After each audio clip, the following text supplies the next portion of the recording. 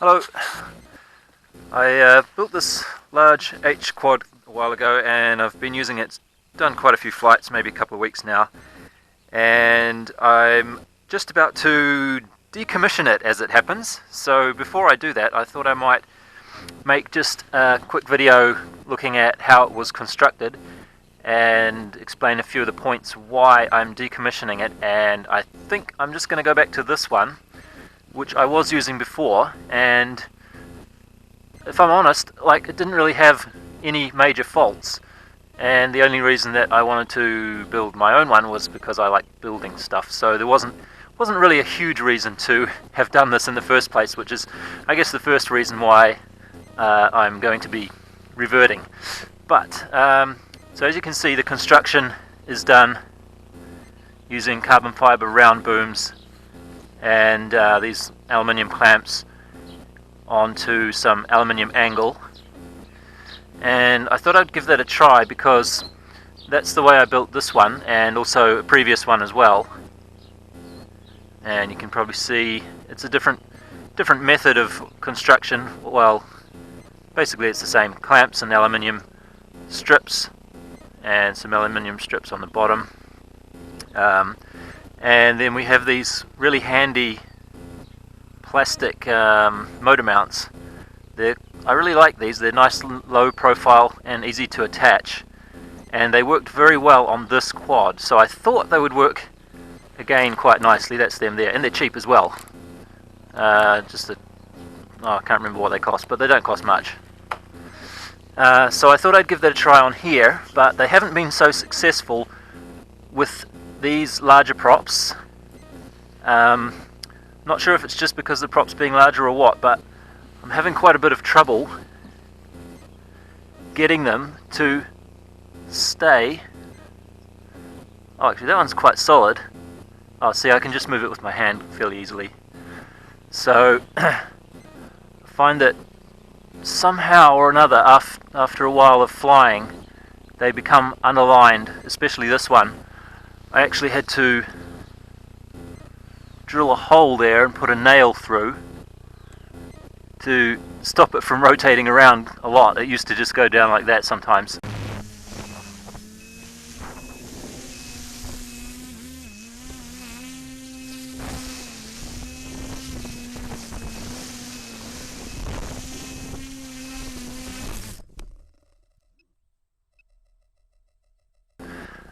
So not really sure why they didn't work as well on this frame as they did on here. The only difference I can think of is that the props are a lot smaller, so I guess there's maybe a little bit less force going on. I'm not sure.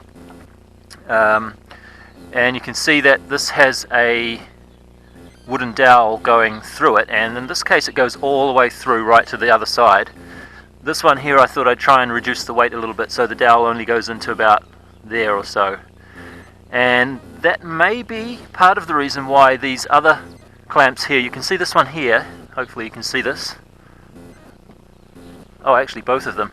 They have a little piece of paper, a little piece of cardboard folded over and stuck inside, and that one does as well. And I think a couple of the other ones did too. And the reason for that was that even when I tightened these clamps down as far as they would go, it wasn't holding enough. So it just needed a little bit of cardboard underneath the clamp to get it to securely hold. And I'm sort of guessing that maybe that is why, if I had have put the dowel all the way through, like all the way through here, maybe this might not have been necessary. So perhaps the carbon is being squashed down a little bit by that clamp.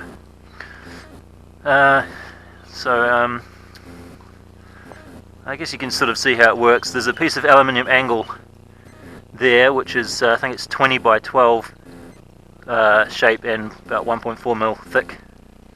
So it's strong enough for the job and still not too heavy. And it's just an H frame constructed like that. And then underneath we have, let's see if we can do it like this. So underneath we have a couple of these rubberized internal, the inside is rubber, and they're stuck directly onto the bottom, and there's just enough clearance to make this rod go all the way through to the back. So the idea is you'd have the gimbal on the front, the battery on the back somewhere, so this can slide all the way up to the middle and then all the way right up to there, which is as far as I've needed it to go so far. But you could put it even further back if you wanted to, and it's quite easy to adjust. So the battery and the camera will be on the same physical mounting rods, and they are insulated slightly from the main frame by this bit of rubber, which actually turned out to be very stiff rubber, so it's almost like there's not much insulation at all, but it's better than nothing. And then in the middle there is a big piece of plywood and a couple more aluminium angles. This is just 12 by 12 here, and that just holds the middle in.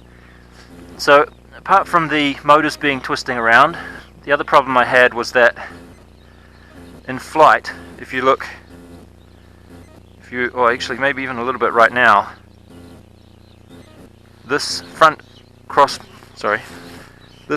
beam and the back cross beam are not quite parallel. Looks like they're kind of okay right now, but when it's flying, I've noticed, even just in a gentle hover, these two beams are not quite parallel. So that's even worse when you consider that the motors are already a little bit off sometimes. Right, and for the legs, now this is where things started to go downhill a bit, because it turned out to be a fair bit heavier than this one, which was something I was trying to avoid. But for a few reasons it's ended up heavier. One reason is that these leg mounts, which I had no plan for how I was going to do this when I started building, and this is what I've ended up doing. So in here there's another aluminium mount, and then a piece of wood to hold on this carbon fiber rod. This is like a fishing rod, kind of sort of a wrapped rod. Originally it was twice as long, but the legs were really buzzing in flight. You could see them just vibrating like crazy, so I cut them down to about half, which is just enough room to clear the gimbal when the gimbal is on. It's not on at the moment. This is something else, which I'll show you the reason for that in my next video probably. So it was quite heavy for that reason, and also if we come and look into the middle, I'm using 4 separate fairly large 30 amp ESCs versus what I have in here is just one. It's a 4-in-1, like a little box that has 4 ESCs all together. So that supplies the it's the PDB and it's the ESCs, and it's also the BEC for the 5-volt power as well. So it's quite a convenient little package, and it makes it a lot lighter than having 4 separate ESCs, and underneath the receiver there is a BEC as well, separate BEC. So the weight of all that stuff sort of adds up, doesn't it? So they are stuck onto here with a zip tie, and this is some like neoprene, kind of like a wetsuit material foam.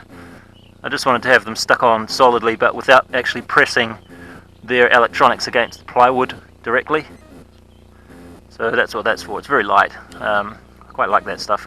Occasionally it has its place. So the flight controller is a Flip 32, of course. I have a lot of those now. I really like those. And I'm using this power distribution board from the GE220. That's the little X-Quad racer that I actually used a different power board for that. So I have this on here, and I mainly just used this because it was all set up from that funny T-copter that I made a while ago, so I just had it ready to stick on.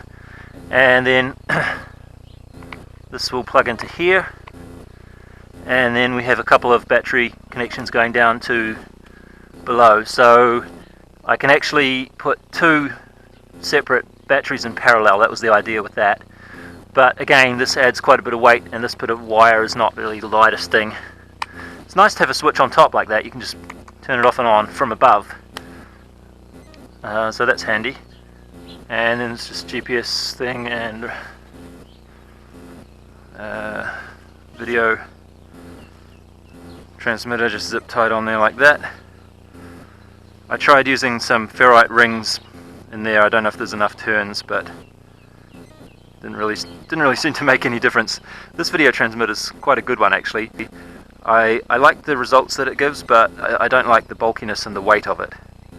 But I figured on this quad, since it was heavy and was going to be carrying potentially even 2 large LiPos anyway, that a little bit of weight in the video transmitter department wouldn't be such a bad thing, especially considering that I'm going to be, well, at least I was planning to go all the way up to the hill with this one, so that was why I wanted a big one.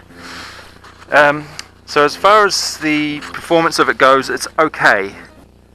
You may have seen my videos from the last couple of weeks. I've actually been out to that shed there probably 5 times I think now, and one of the times when the weather was good like it is now, it was a very nice smooth flight. But when the weather's not good, it struggles a bit, and I think it's because the props, I had to use these props. These are 10x45 carbon nylon. With this one I'm using, or I was using, 9x47, but this just felt very underpowered with those. It still feels a little bit underpowered. So I think these motors, these are 2212, or actually 2213 motors, and I think they are just not quite up to the job of spinning these props with all of this weight on it. It's about 1.6 kilos when everything's on, ready to fly. As it sits here with no battery and no camera, it's just under 1100 grams. I forget what that one was, but it's a lot lighter. Maybe 800 grams? Yeah. And finally, the other problem that I had with this was that it has a lot more rotational inertia, because the weight of everything is more spread out from the center, whereas with an X-frame you have most of the stuff in the middle and then you just have these arms sticking out, so the rotational inertia is a lot lower. So that the effect of that was that it doesn't yaw very well. So if you give it full yaw stick, one of these props is actually going to stop, like it just stops. Which is not a good thing.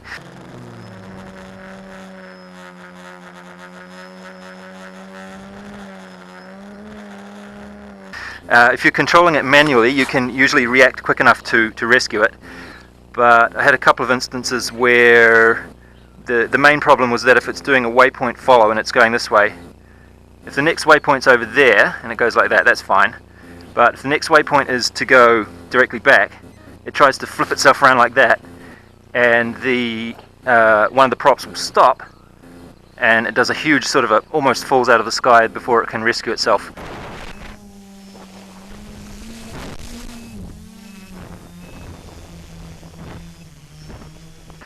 And I wasn't really a big fan of that, and I never saw any of those issues with this one, so that's the reason I'm going to go back with this one.